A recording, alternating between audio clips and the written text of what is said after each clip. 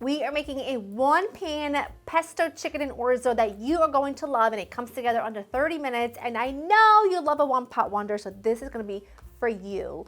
Hi guys.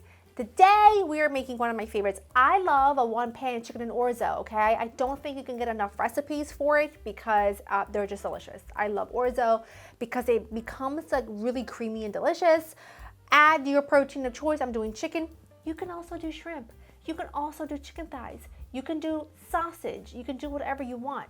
Take this as an idea and just run with it, okay? We love a one-pan meal around here because it's easy cleanup, easy to cook, and usually they come together in under 30 minutes. So let's get started. I've got some chicken here. I'm using chicken breast that I cut into these large chunks because, truth be told, this is what was on sale. If you have chicken tenders, use that. If you have boneless, skinless chicken thighs, use that. The key here is to use whatever you have on hand that will make the job quick and your wallet happy. Garlic and herb seasoning, a little bit of pesto. I bought my pesto because to make pesto right now, because I don't have a little paprika, because I don't have my garden going yet, it would cost me more to make it than it's costing me to buy it. And a good tip is whenever you buy pesto, make sure you buy it in the refrigerated section of your grocery store and not the one by the pasta section. That's been in that jar sealed for who knows how long, and chances are it's like a terrible looking color, and your deli section will have some kind of brand of fresh pesto. And whatever you don't use, put it in ice cube trays, and then once they're frozen, pop them into a Ziploc bag and keep it in the freezer, and you can use a cube of it to saute chicken, shrimp, add it to soups and stews and anything like that. I'm just gonna take that pesto chicken and just take my time to really coat that chicken well. I also want to hit it with a little salt, and I added some garlic and herb seasoning, and I'm just going to take my time and make sure that that chicken is well coated.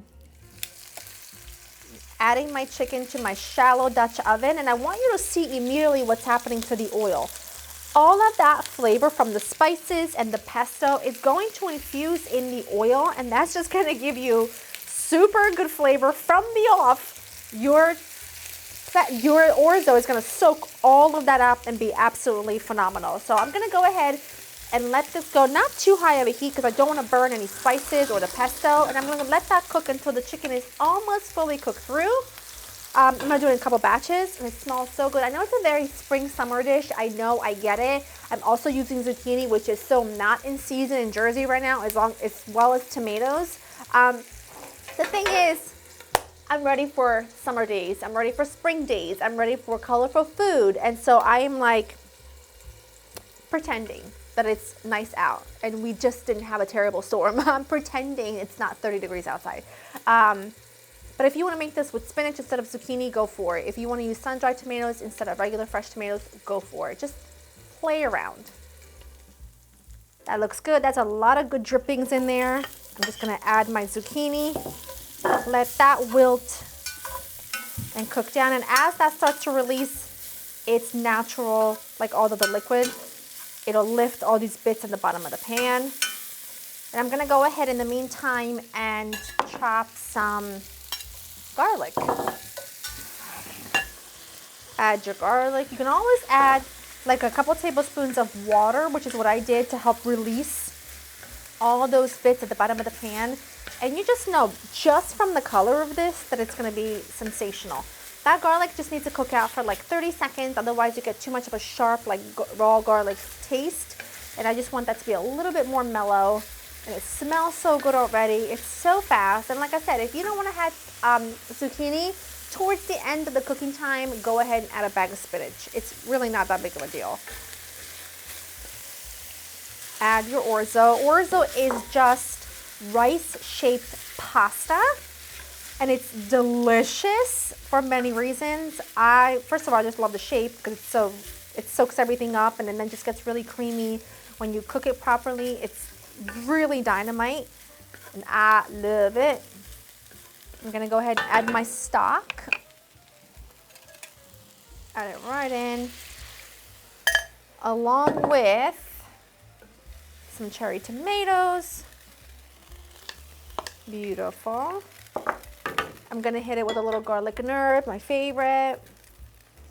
And then the rind of some Parmigiano Reggiano, just for that really yummy like parm flavor. I'm gonna put a piece right in there. Now this is gonna need a total of about 10 to 15 minutes. And about 5 minutes right before this is ready, I'm gonna add the chicken right back in and let it all cook together for that last 5 minutes. Because remember, my chicken's mostly cooked through. It just needs a couple more minutes and also to unite everything together.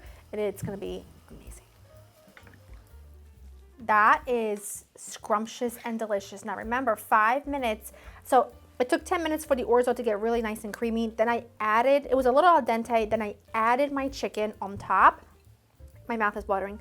And I let everything cook together for that last 5 minutes, and it's perfect. Make sure you give the orzo a stir very occasionally, because the one downside is that it will stick to the bottom. And you can see, I mean, mine didn't really stick, but you see those brown bits right there? If I didn't stir that as often as I did every few minutes, then this would all be burnt and stuck on, and that's, you know, not pleasant. When I go to serve it, I will certainly add some more parm on top. It's hot. Some parm on top.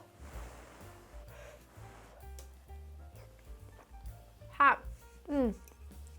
Like butter.